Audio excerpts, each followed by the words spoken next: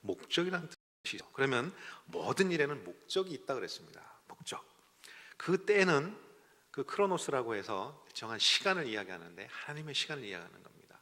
어떤 것이든 우리 인생 중에 우리가 맞이하는 모든 일들과 그 결과로 인해서 얻어지는 행복함이라든가 어려움이라든가 괴로움이라든가 즐거움이라든가 이런 것들은 우리 인간의 뜻과 의지대로 되는 것이 아니라 하나님께서 우리에게 정해놓으신 그 때에 알맞게 이루어진다라는 그런 이야기입니다.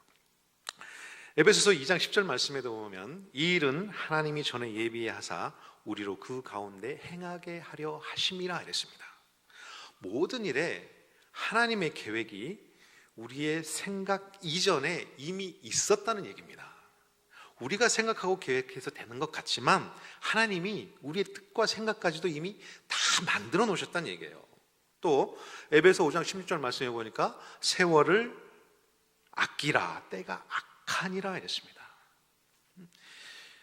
기회를 사라는 그런 뜻인데요, 과거를 돌아보는 것도 굉장히 중요합니다. 우리가 과거를 그냥 잊혀지면 안 됩니다. 그리고 미래를 또 생각하고 계획하고 준비해야 됩니다. 그러나 그것보다 더 중요한 것은 지금 현재가 중요합니다. 지금 내가 처한 이 상황에서 얼만큼 열심히 준비하고 있느냐가 중요한 겁니다. 여러분들 시간을 멈추게 할 수 있습니까? 그렇게 못합니다. 우리 훗날을 위해서 시간 좀 세이브 시킨다고 그렇게 되나요? 그렇게도 안 되는 거거든요. 지금 시간이 없으니까 시간 좀 늘리고 싶다? 그것도 안 되는 거거든요. 시간은 우리가 마음대로 할 수 없습니다. 예를 들면 농사를 짓는 분들이 수확의 시기를 놓치거나 그것을 맞추지 못하면 그 농작물들은 상품의 가치가 떨어지거나 아예 값을 치를 수 없는 그런 때가 있습니다. 농사를 지을 때 이런 때를 놓치면 다 망친다는 거예요. 자, 농사를 잘 지려면 어떻게 해야 됩니까? 달력을 보면 절기별로 잘 정리된 것들이 있습니다. 그거에 따라서 춘분 때는 뭐하고 추분 때는 뭐하고 이런 것들이 절기별로 계절별로 잘 구분되어 있습니다. 근데 이 철을 잘 알면 농사를 잘 지을 수 있는데 그 철을 잘못 알면 농사를 다 망칠 수가 있어요. 그래서 이 철을 모르는 사람은 뭐라고 그래요? 철 없다 이러는 거예요. 철 없다는 뜻이 다른 뜻 아니에요. 그 철도 모르고 지금 이렇게 춥고 할 때 두꺼운 외투를 입어야 되는데 반팔을 입고 다니고 그러면 아이고 저런 철 없는. 우리가 농사를 잘 지으려면 이 철을 잘 알아야 되는 거예요. 내가 지금 무엇을 해야 되는지, 씨를 뿌려야 되는지, 걷어야 되는지 이런 때를 잘 알아야 된다는 겁니다. 여러분들 철 없는 사람이 되지 마시고 철 있는 사람이 되시기를 축원합니다. 아멘. 자, 다윗이 왕위를 계승받고 잘한 일 중에 하나가 예루살렘 성전을 건축한 거예요. 그 다윗이 잘하는 업적 중에 성전을 건축하는 데 있어서 다윗은 세 가지 단계를 거친 것을 우리가 볼 수가 있습니다. 첫 번째는 결심을 했어요. 역대하 2장 1절 말씀해 보니까 솔로몬이 여호와의 이름을 위하여 성전을 건축하고 자기 왕위를 위하여 궁궐 건축하기를 결심하니라 이랬습니다. 결심했다 이랬습니다. 우리가 무엇을 하려면 작정을 해야 돼요. 내가 대학을 가겠다, 내가 취업을 하겠다, 내가 성공을 하겠다라는 작정을 해야 돼요. 그 결심이 없으면 일이 진행이 되지 않습니다. 그리고 솔로몬은 하나님의 이름을 위해서 하겠다 그랬어요. 자기의 부귀영화를 위해서가 아니라 하나님의 이름을 위해서 내가 성전을 건축하겠다. 그러니까 하나님께서 채워주신 겁니다. 이루어주신 겁니다. 여러분들 결심은 주님의 영광을 위해서 해야 되는 겁니다. 우리의 부귀영화나 우리의 기쁨을 위해서 하는 것이 아니라 하나님의 영광, 하나님의 기쁨을 위해서 우리가 결심해야 되는 거예요. 우리가 결심하기 위해서는 빌립보서 4장 13절 말씀해 보니까 내게 능력 주시는 자 안에서 내가 어떻게 해요? 모든 것을 할 수 있다 그랬습니다. 내게 능력을 누가 주십니까? 우리 주님이 주십니다. 우리 주님이 주시면 우리는 모든 것을 할 수 있다 그랬어요. 그러니까 우리는 결심하면 됩니다. 믿고 결심하면 하나님께서 다 이루어 주실 줄로 믿습니다. 우리가 구원을 받는 것도 예수 그리스도를 나의 구주로 믿기로 결심할 때 이루어지잖아요. 그렇죠? 예수님을 나의 구주로 믿고 영접하면 영생을 얻고 구원을 받습니다. 이것을 믿기 때문에 지금 여러분들도 이 자리에 있는 거잖아요. 그렇죠? 아멘. 다 결심하신 분들이죠? 아멘. 맞습니다.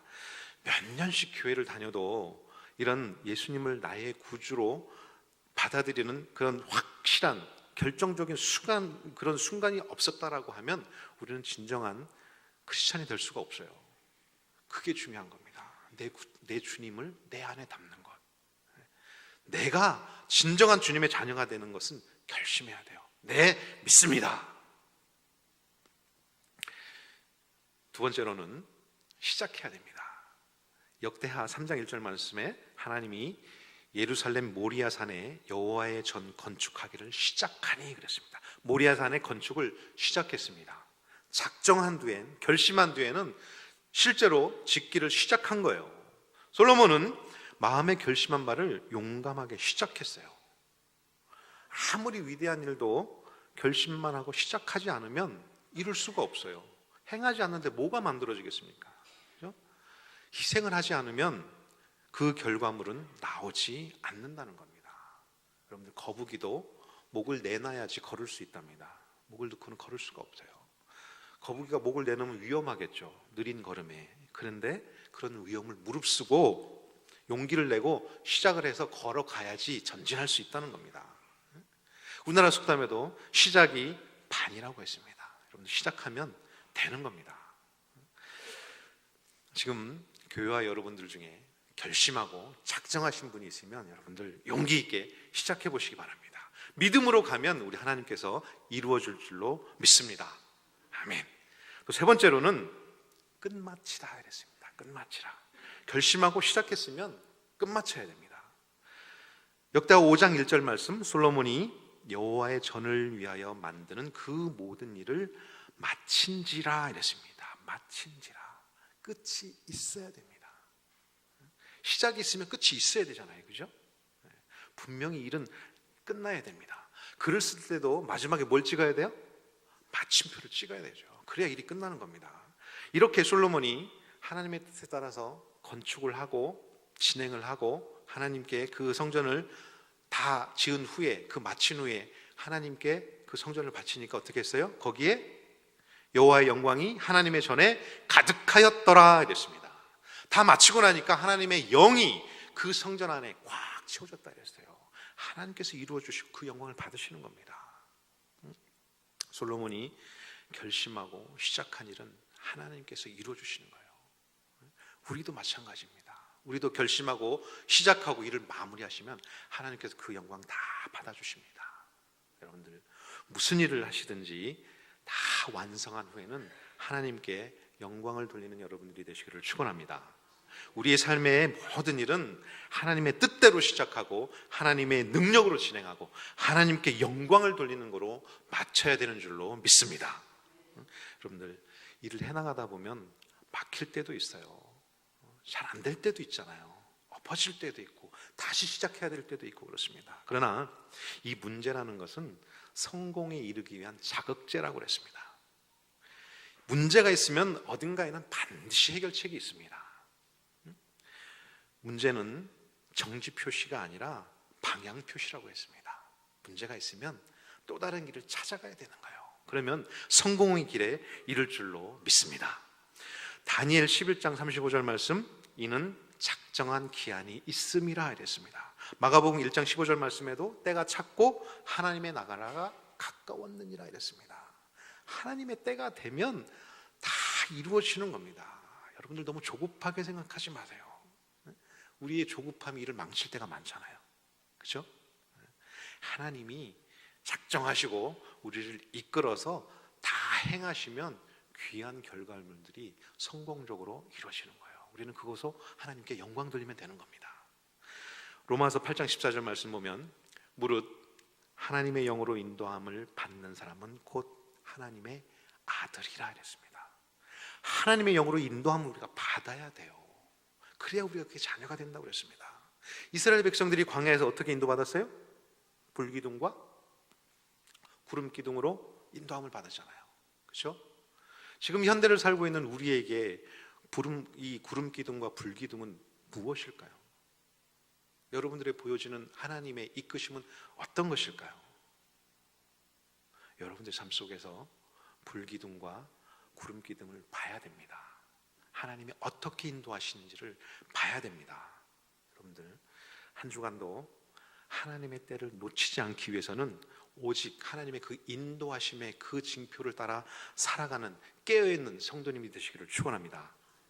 여러분들 오후 시간입니다. 피곤하고 조금 졸릴 수도 있지만 여러분들이 이 주변에 지금 하나님의 때가 확 지나가고 있습니다. 여러분들 이 때를 놓치지 마십시오. 베트남을 소개할 텐데 베트남이 어떤 나라고 베트남의 선교가 어떻게 이루어지고 있는지 잠시 자료 화면을 보면서 여러분들 같이 나누도록 하겠습니다.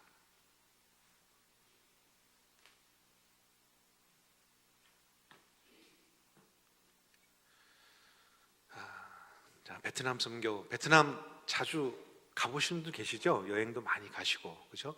근데 베트남은 이게 여행을 가서 보면 굉장히 편한 나라고 자유스러운 나라 같은데 아직까지도 지극히 공산국가입니다. 사회주의 국가입니다. 공산당 체제로 한당 체제로 돌아가고 있는 사회주의 국가고 특히 종교적으로는 굉장히 어렵습니다.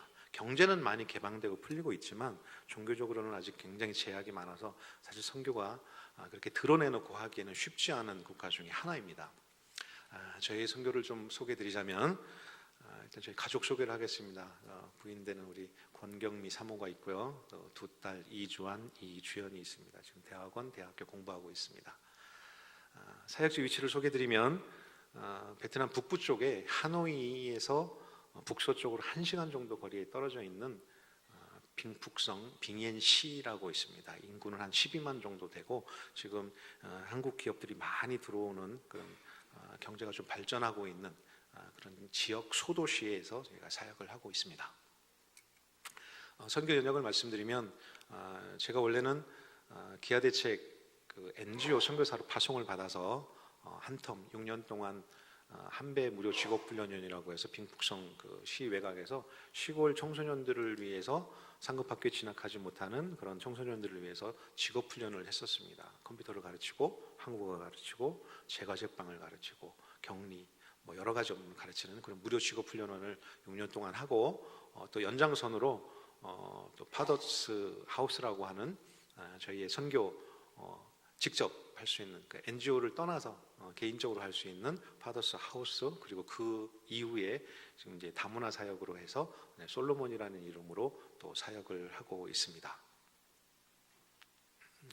지금 그림이 나오는 것이 처음에 제가 이제 일을 했던 직업 훈련원입니다.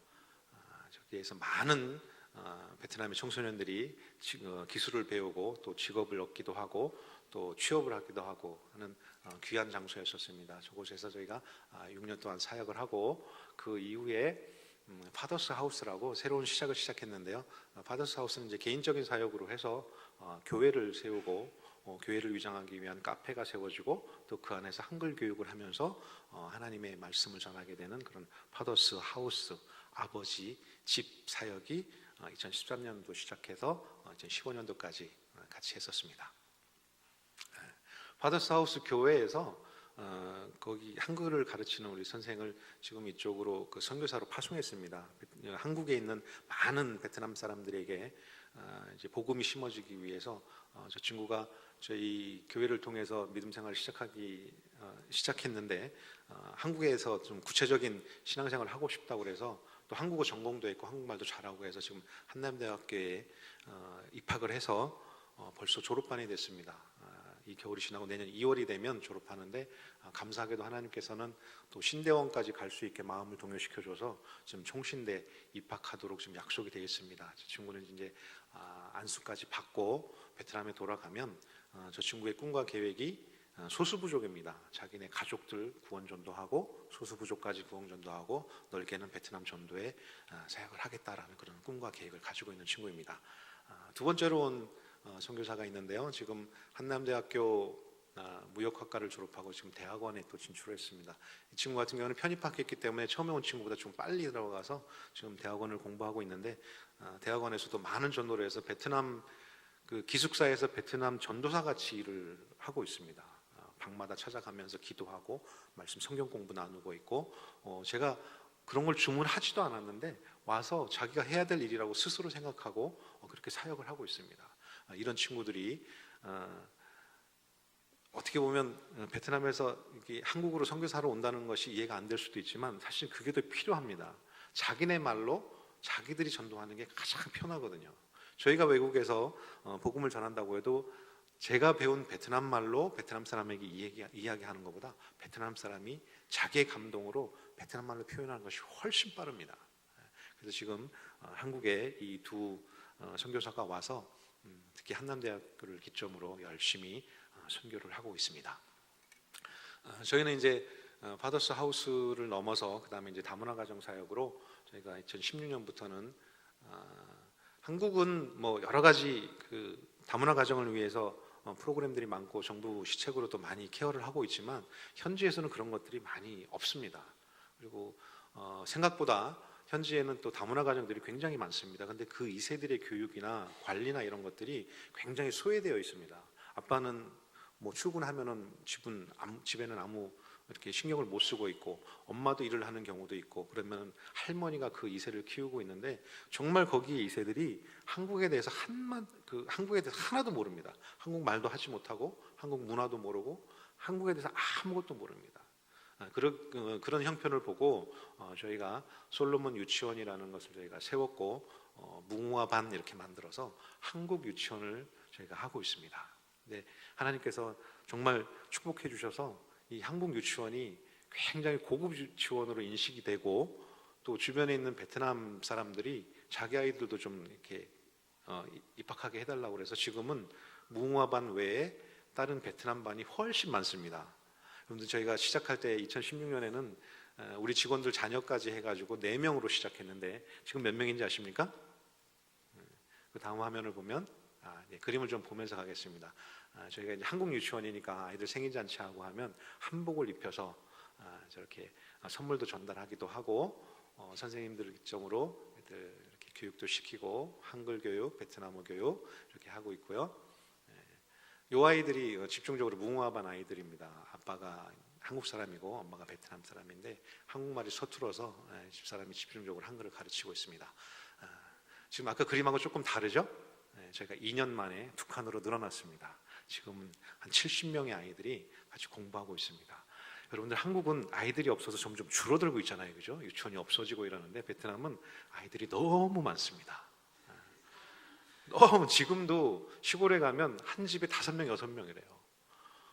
시골에 산 넘고 물 건너 또 가고 또 가고 또 가도 초등학교에 400명, 500명 아이들이 있어요. 얼마나 행복한지 모릅니다. 그런 걸 보면. 유치원들이 점점 좀 커지고 있습니다. 점점 좀 대형화되어 있고 더 구체적으로 되어져 있고 저희 같은 경우는 한국 사람이 하는 국제 유치원 같이 인식이 돼 있어서 저희가 광고를 안 해도 그 부유층의 자녀들이 알아서 옵니다. 얼마나 은혜가 되는지 몰라요. 저희가 특별히 잘하는 것도 없습니다. 저희는 그냥 있으면 돼요. 그러니까 저희가 고백할 수 있는 게 주님이 하시는구나라는 걸 제가 깨닫게 되는 거예요. 우리가 뭐 능력이 있어 뭘 잘하겠습니까? 그런데 하나님이 그 베트남 사람들이 보시기에는 뭔가 다른 거예요. 굉장히 저희 유치원에 다니는 그 자녀들의 부모들이 거의 고위 관리직들입니다. 베트남 공안들이거나 경찰이거나 공무원이거나 뭐 엄마 아빠가 아니면 할머니 할아버지가 공안이거나 이런 사람들입니다. 한 번은 제가 깜짝 놀란 게 공안들이 뭐 그 유치원 앞에 바글바글한 거예요. 그래서 무슨 일이 있나 하고 깜짝 놀랐는데 애들 데리러 온 거예요. 아빠들이.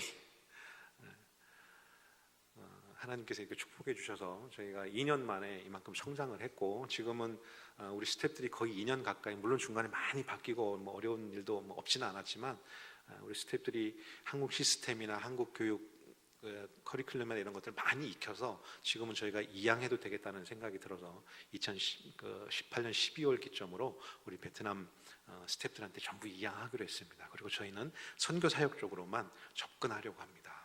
저희가 한글 교육을 통해서 한글을 교육하는 교재가 성경 교재로 성경 동화로 한글을 가르치고 있고 밥 먹기 전에 기도하고 항상 일이 있을 때 기도하고 하는 그 선교사적 그 선교원의 역할은 저희가 맡아서 하고 운영은 베트남 스태프들이 할 수 있도록 그렇게 저희가 이양 계획을 하고 있습니다. 저희가 두 번째 사역으로는 한글 교육 사역을 하고 있는데요. 여러분들 잘 아시겠지만 한류 열풍이 뭐 베트남에도 대단합니다.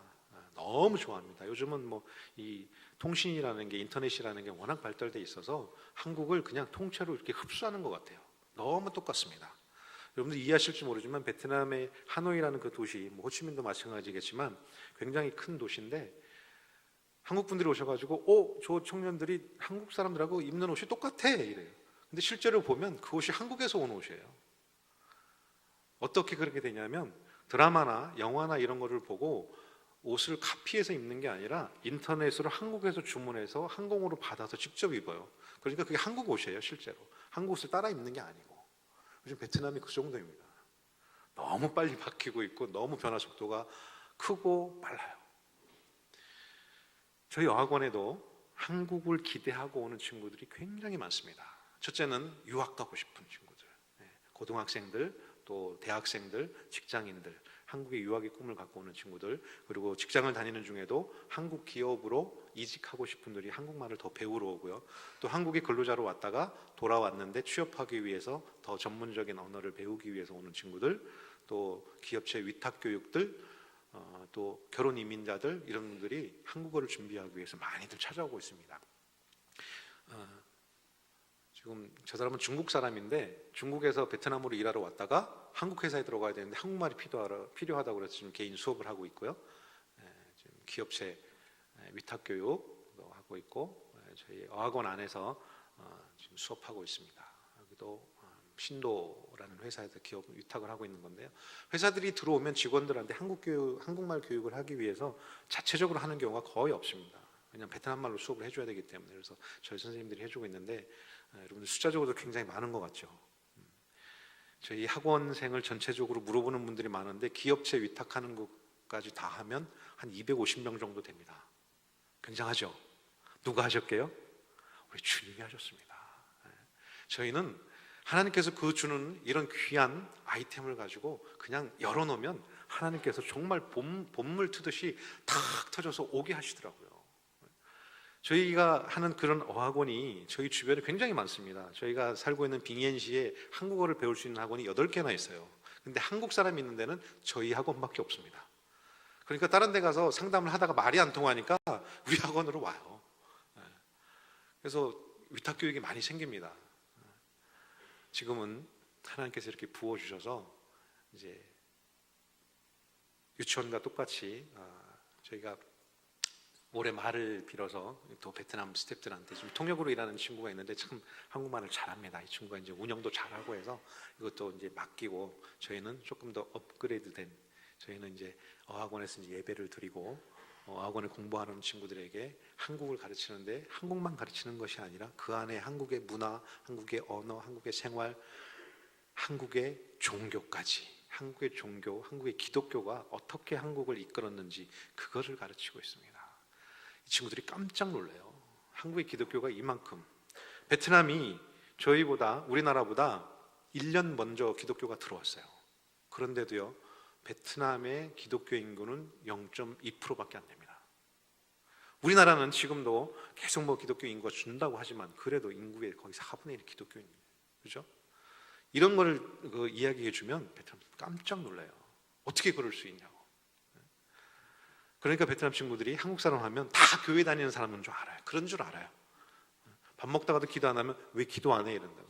나 교회 안 다녀. 한국 사람 다 교회 다니는데 왜 교회 안 다니냐고 할 정도로 하나님이 한국 사람을 그렇게 인식시켜 놨어요. 우리 어학원이 지금은 이제 최근의 사진인데 좀 많이 발전한 것 같죠? 지금은 고급 어학원이 되어 있습니다. 솔로몬의 브랜드 가치가 굉장히 올라갔습니다. 제가 빙북성의 관계자들 한번 만나서 이야기했는데, 제가 이렇게 이양 계획을 얘기하고 제가 베트남 사람한테 다 이렇게 넘기겠다고 그러니까, 아니 그 좋은 사업을 왜 넘기냐고 그러더라고요. 좋으니까 넘기지, 안 좋은 거 넘기면 욕하잖아. 잘 될 때 주기로 결정했습니다. 하나님께서 잘 될 때 더 크게 부어주시라 믿습니다. 오늘 본문 말씀 같이 제가 작정하고 시행했고 결과물을 하나님께 영광을 돌리는 일들이 이제 진행되고 있습니다. 이것을 거두는 것은 이제 하나님이 베트남 사람들을 통해서 거둘 것을 제가 믿습니다. 자, 저희가 이제 최근에는 올 4월부터는 저희가 본격적으로 이제 교회를 시작했습니다. 그 전에는 교회를 안 한 건 아닌데 파더스 처치를 해가지고 아버지 교회에서 했었는데 그동안 꼬관들한테 굉장히 많이 시달렸었어요. 와서 많이 괴롭히기도 하고 거기 그 한국어를 배우러 오는 학생들하고 예배를 하고 하는 거에 대해서 다치도 많이 하고 그래서 결국은 파더스 하우스가 문 닫게 됐습니다. 예배를 드린 것 때문에 여러 가지 조심을 하기는 했는데도 공안들의 그 관리나 감시가 워낙 심합니다. 학원에 위장 등록을 해요. 학생으로. 그래가지고 옆에 학생한테 물어봅니다. 너희 여기 원장이 뭐 예배하자고 안 했어? 모임하자고 안 했어? 막 이렇게 물어보고 있고 또 1층에 앉아가지고 지나다니는 사람 다 숫자 파악하고 그것을 한 달, 두 달 하고 자료를 다 모아가지고 나중에는 니네가 여기서 예배하더라 이렇게 된 거예요. 어떤 날은 수요일 예배였는데 갑자기 신혼에베네셀이라고 기업 아시죠? 옷 만드는 회사인데 신혼에베네셀 공장이 저희 그 근처에 있습니다. 거기에서 예배 드리는 친구들이 한 30명이 갑자기 온 거예요. 여기서 예배 있다는 것을 알고 한번 같이 예배하면 좋겠다 이래가지고 근데 뭐 안 된다고 할 수 없잖아요. 그래가지고 너무 많은 인원이 와가지고 우리 그 사역자가 셔터를 내리고 예배를 뒤에 구석방에 가서 조심스럽게 했는데 그게 걸린 거예요. 그게 왜 걸렸냐면 밖에 오토바이가 30, 40대가 있는데 셔터는 닫혀 있고 뭐 하는지를 모르는 거예요. 공안이 직접 와서 두드려서 잡은 게 아니라 옆집을 두드린 거예요. 야, 이 옆에 뭐 하는데 저렇게 오토바이가 많냐? 그 사람들이 다 뭐 하냐 지금? 근데 옆집에서 그동안 계속 봐왔잖아요. 옆집에서 다 일러준 거예요. 거기 부르는 노래 보니까 찬송가야. 거기 교회야. 이런 식으로 다 일러줬어요.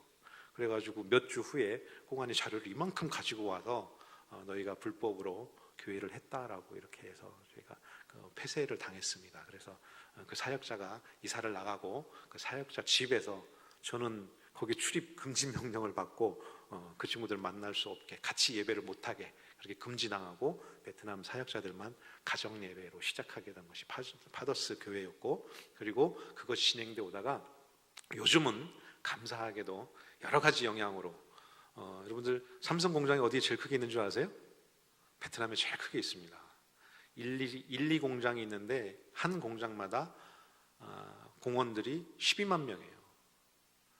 1년에 이런 스마트폰을 1억 2천만 대씩 만든답니다. 이 공장에서 1억 2천만 대, 지금 3공장 건설 중입니다. 삼성 효과가 베트남에서 대단합니다. 베트남의 세 수입의 20%를 삼성이 주고 있다고 할 정도로.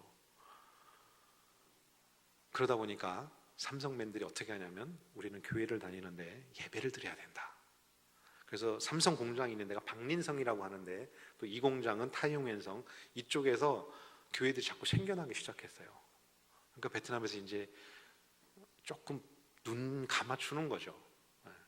삼성에서 예배를 못 드리면 우리 여기 못 와 이런 식으로 하니까 지금은 하노이도 그렇고 이제 집회 허가를 신청을 하면 허가를 줍니다. 그리고 그 집회 허가를 준 거에 리더를 설교자를 지명을 해서 종교 비자까지도 나오고 있습니다. 근데 사실은 우리 빈북성은 행정적으로 굉장히 까다롭기로 유명한 성 중에 하나예요. 그동안은 택도 없는 얘기였는데 저희 담당 공안이 와서 제가 지금 10년 차입니다. 그 지역에 10년째 살고 있는데 이제 안면이 있죠. 담당 공안도 여러 번 바뀌었는데 최근에 담당 공안이 와서 너 교회 하고 있는 거 안다. 이제 신고하고 해. 괜찮아. 해줄게 이러더라고요. 지방에서 이런다는 거는 말도 안 되는 얘기였는데 이렇게 역사하고 있어요. 우리가 숨어서 해도 이제 얘들이 다 알고 드러내고 하자고 오히려 베트남 사람이 왔어요. 저는 그때 얼마나 하나님께 감사드리며 영광 돌렸는지 몰라요. 내가 안 해도 하나님이 이렇게 하는구나.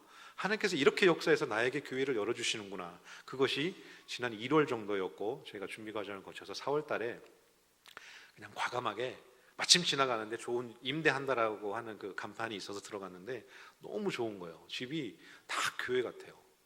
큰 문짝이 지금 저기 정문같이 큰 나무 문짝이 2개가 탁 있고 교회 문 같은 느낌이 탁 들고 주방도 크탄해서 우리가 예배하고 밥도 먹을 수 있겠다라고.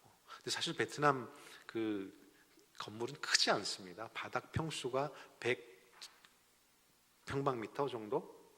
5m에 20m 요 정도 됩니다. 그래서 좁고 길다랗고 높게 이렇게 만들어요. 지금 저희가 4층 건물을 임대했는데 월세는 한 60만 원 정도 되고요. 지금 교회 모습이 있고 베트남 예배자들의 지금 사역자가 왼쪽에 그 부부 좀 모습이 있죠. 저분들이 이제 베트남 사역자입니다. 목사님이고 사모님인데 굉장히 열정이 있습니다. 지금 시작한 지 얼마 안 됐지만 그동안 이제 저희가 이제 많이 도왔던 그런 소수부족 마을에 새 가정이 전도돼서 지금 매주 저 새 가정이 뭐 교대로 오기도 하고 전부 참석하기도 하고 예배를 저희가 드리고 있습니다. 이 베트남 교회는 베트남 사람들에 의해서 운영되고 있습니다. 한국 사람이 관여하지 않고 자립심도 키워주기 위해서 베트남 교회는 아침에 9시에 예배가 있고 저희 한인교회는 이제 뒤에 나오겠지만 11시에 예배가 있는데 오후 3시에는 연합해서 같이 예배를 또 한 번 드리고 운영은 각자. 그래서 베트남 사람들이 좀 홀로서기를 할 수 있도록 저희가 좀 배려를 해주고 있습니다. 그래서 지금 열심히 하고 있어요. 이제 저기 가정 방문을 해서 축복 기도도 해주고 치유 사역도 하고 있고 굉장히 열심히 있습니다. 저희가 한인교회 2018년 4월에 같이 시작했는데 집을 참 잘 구한 게 다 돼 있었어요. 저희가 한 거는 저 커튼하고 강대상 TV 요 정도밖에 없습니다. 집 주인이 워낙 집을 잘 만들어놔서 정말 감사하게도 많은 출자 없이 교회를 만들어지게 됐고 지금은 4가정이 저희가 한인교회에서 예배드리고 있습니다. 여러분들 4가정 하니까 되게 우스울 수도 있는데 저희한테는 정말 40가정, 400가정 같은 귀한 존재들입니다. 좀 뒤에 아기들이 보이는데 저희가 하노이에서 1시간 정도 떨어지는 시골인데도 불구하고 이제는 한국 기업들이 많이 들어오다 보니까 애들을 데리고 시골로 이사 오는 분들이 있어요.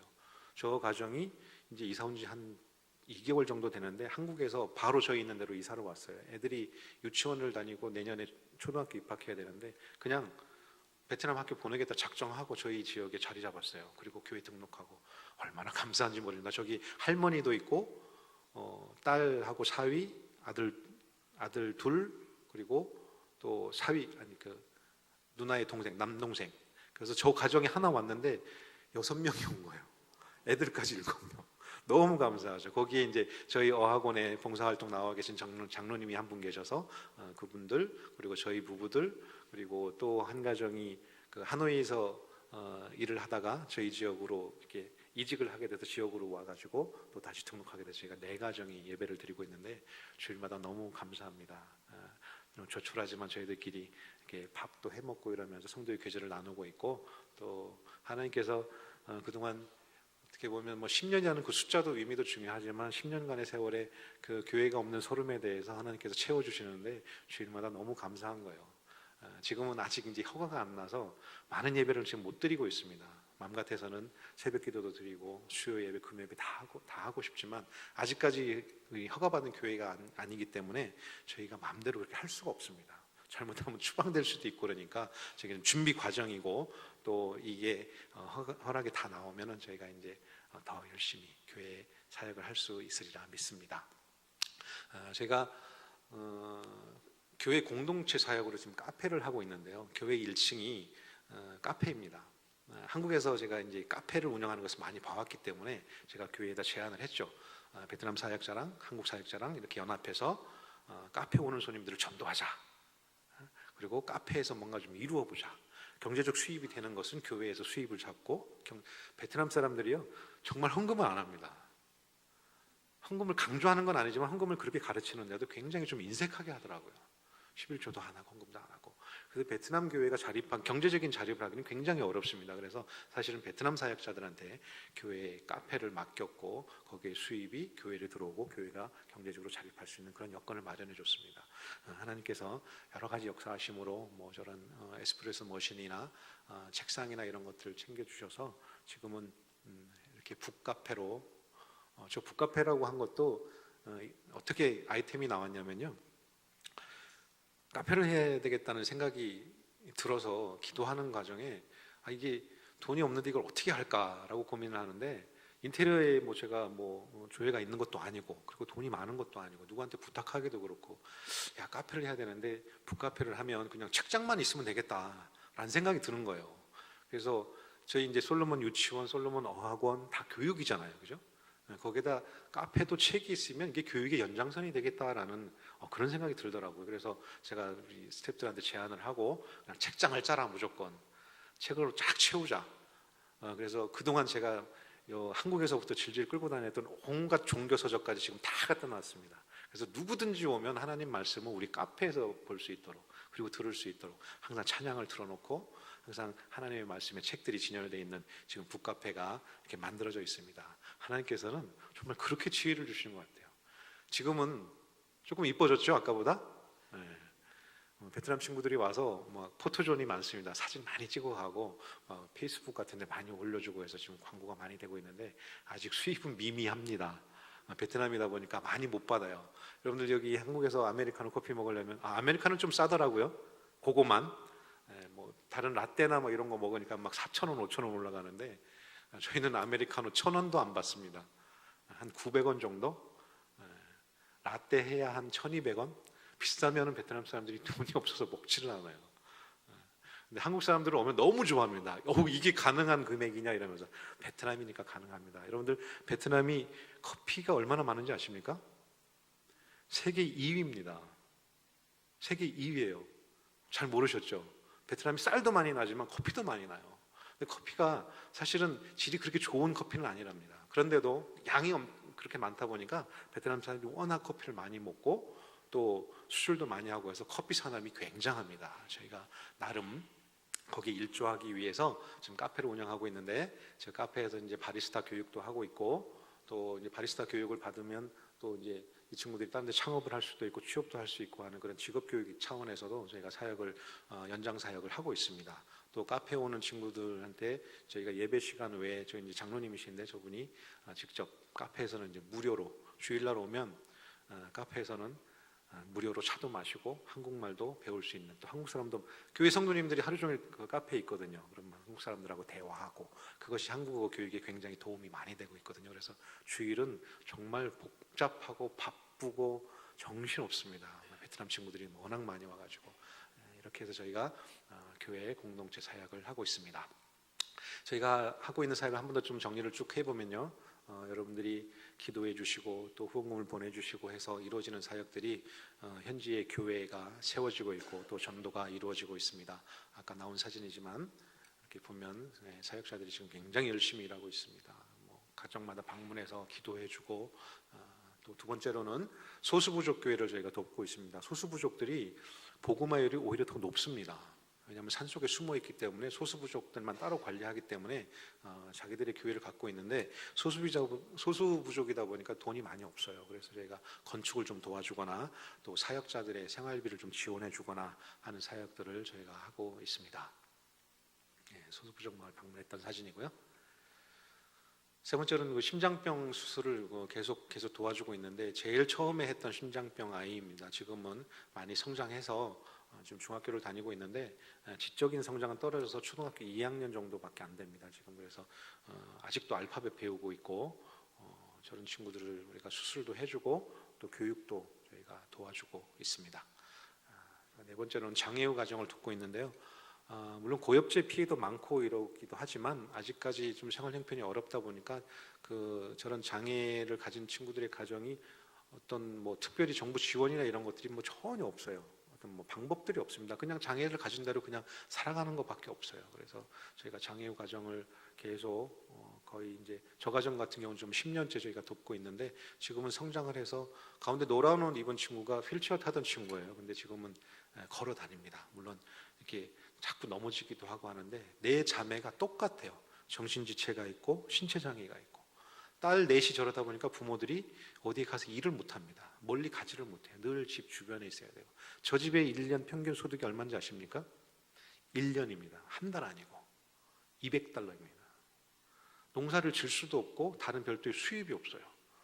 저 4명 아이 중에 1명만 학교를 다니고 있습니다. 저 핑크빛 옷 입은 셋째 딸만 그나마 조금 이제 머리가 되니까 학교를 다니고 있는데, 다른 애들은 아직 학교도 못 다니고 있고, 부모님들이 또 어떤 형편인지 아십니까? 저희 옛날 60년대, 50년대 같이 둘 다 문맹이에요. 엄마 아빠가 글을 모릅니다. 말만 할 수 있지. 그러니까 애들 가르칠 수도 없어요. 좀 뒤에 나오겠지만 저희가 저런 친구들을 위해서도 좀 사업을 계획하고 있습니다. 장애우 가정 돕고 있고요. 또 개안 수술, 좀 전에 나왔던 그 가정의 아빠도 마찬가지지만 그런 집이 오히려 엎친데 덮친다라고 아빠가 공사장에서 일하다가 허리 다쳐서 일 못하다가 집에 와서 뭐 좀만한 밭 농사 짓고 있는데 밭에 일하러 갔다가 나무에 눈 찔려가지고 이거를 뭐 위로시설이 좀 잘 돼 있거나 기본 상식이 있었으면 응급조치를 했을 텐데 민간요법으로 여기다가 뭐 무슨 간장 같은 걸 바르고 뭐 이렇게 한 달 있다가 결국은 실명했어요. 저희가 이제 병원을 데리고 이제 저 뒤에 있는 그 간판이 하노이의 제일 큰 이제 국립 안과 병원인데 저기 가니까 이미 때를 놓쳐서 아무런 조치할 방법이 없대요. 그냥 보기 싫어서 지금 점점 이게 안구가 작아지고 있는데 지금 뭐 기름을 보충한다고 하는데 그 주사를 맞지 않으면 나중에는 이제 의안을 넣어서 보기 싫지 않을 정도만 살 수 있는 그런 방법밖에 없습니다. 지금 그래서 가정 방문을 해서 저런 일들이 벌어지면 저희가 이제 응급 조치를 해주고 병원을 소개하고 좀 도와주고 있습니다. 저분도 마찬가지고요. 눈이 좀 불편해서 여기에 아까 눈을 찔려가지고 실명한 아빠입니다. 저희가 그리고 유치원을 하다 보니까 주변에서 이렇게 많은 도움을 요청하는 그런 경우들도 있더라고요.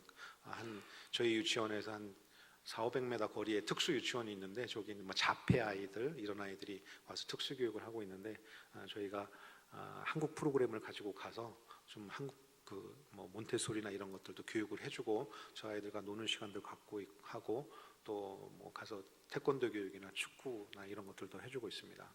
여러분들 제가 축구는 못하고 태권도를 하고 있는데 이제는 굉장히 조심스럽습니다. 잘못 이렇게 발차기 했다가 이렇게 삐끗할 때도 있고 그래서 굉장히 조심하고 있는데 사실은 제가 기도의 제목 중에 많은 것들 중에 하나가 이제 동역할 분들인데 좀 젊은 분들이 왔으면 좋겠어요.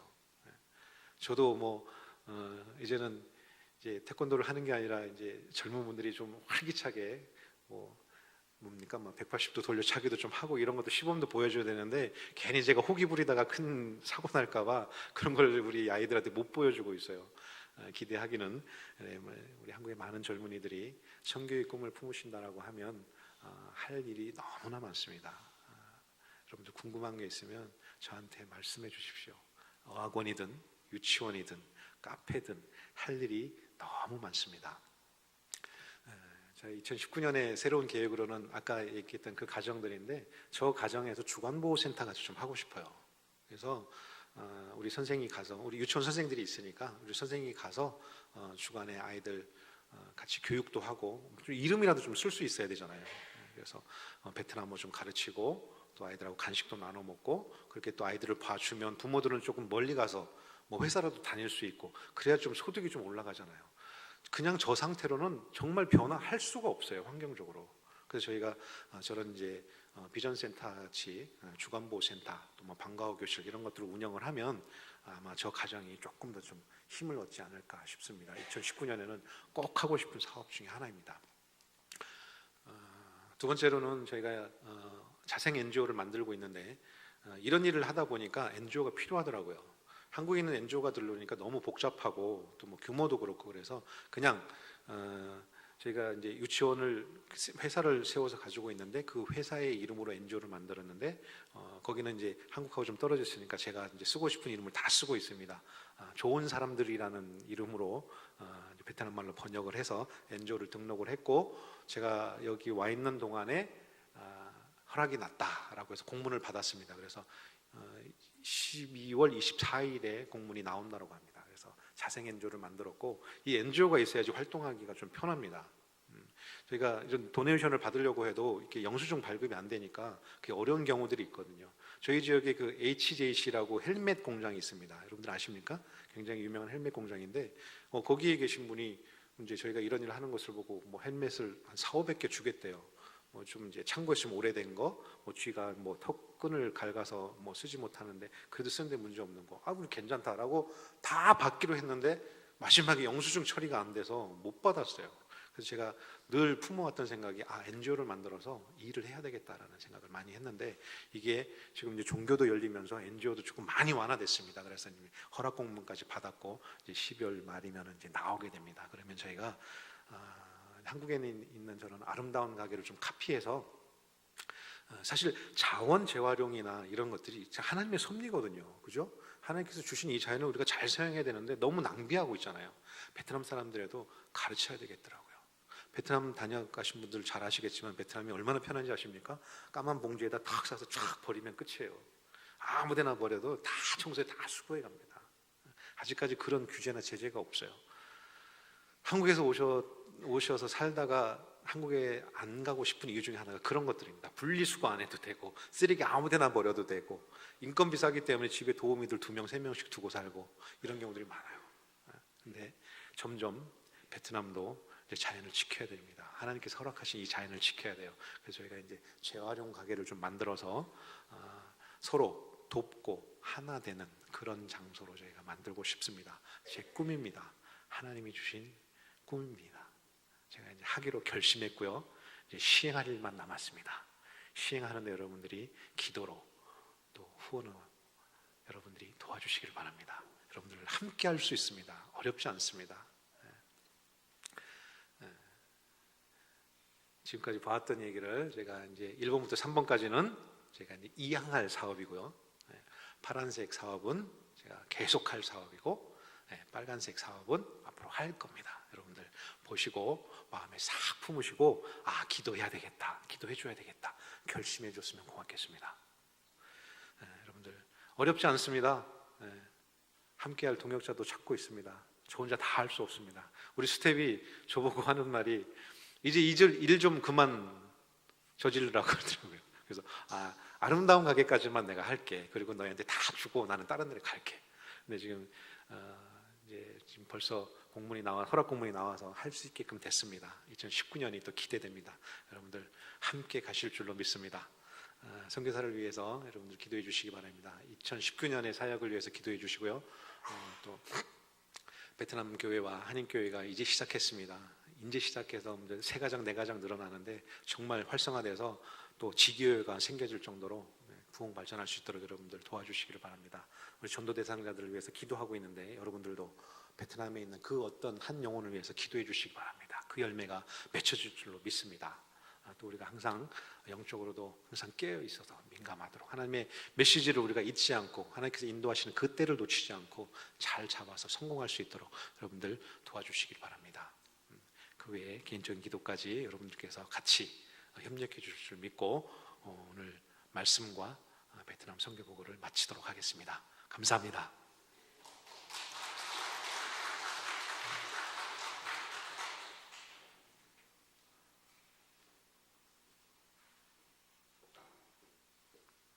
네, 우리 선교사님 보고를 해주시고 말씀 전가해 주셨는데 여기 6가지 기도 제목 있지 않습니까? 네, 늘 우리가 기도해야겠지만 오늘 이 시간만큼 더 필요한 시간이 없는 것 같습니다. 우리